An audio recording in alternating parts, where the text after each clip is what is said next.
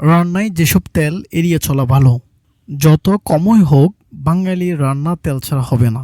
স্বাস্থ্যর কথা ভেবে সেদ্ধ খাবার খেলেও তার মধ্যে তেলের ছোঁয়া থাকে। হার্ট ভালো রাখতে আজকাল সরিষার তেল ছেড়ে অনেকেই অলিভ অয়েলে রান্না করে থাকেন। তবে শরীর ভালো রাখতে রান্নায় যে তেলই ব্যবহার করুন না কেন, তার মধ্যে স্যাচুরেটেড ফ্যাট এবং ট্রান্স ফ্যাটের পরিমাণ যেন কম হয়।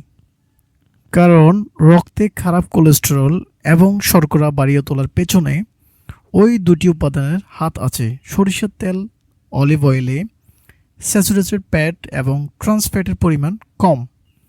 কিন্তু এমন অনেক তেলই রয়েছে যেগুলো নিত্যদিনের রান্নায় ব্যবহার করা শরীরের জন্য আদৌ ভালো নয়। Palm oil. পাম অয়েলের মধ্যে স্যাচুরেটেড ফ্যাটের পরিমাণ বেশি। প্রতিদিনের রান্নায় এই তেল ব্যবহার করলে এলডিএল বা খারাপ কোলেস্টেরল বেড়ে যেতে পারে। রক্তে এই ফ্যাট বেড়ে গেলে তা ধমনীর দেয়ালে জমতে শুরু করে। স্ট্রোক বা হার্ট অ্যাটাকের ঝুঁকি এড়াতে চাইলে রান্নায় পাম অয়েল ব্যবহার করা ভালো নয়।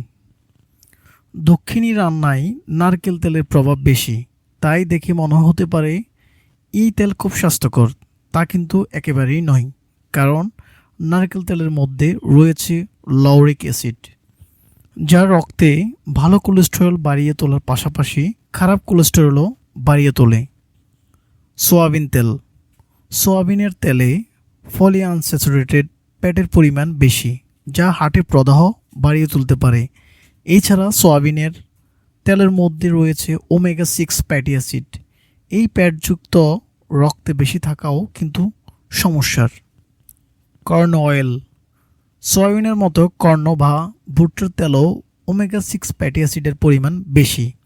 হার্ট ভালো রাখতে চাইলে ওমেগা 3 এবং ওমেগা 6 ফ্যাটি অ্যাসিডের মধ্যে সমতা থাকা জরুরি। রক্তে ওমেগা 6 বেড়ে গেলে হার্টের সমস্যা হতে পারে। কার্পাস বীজের তেল।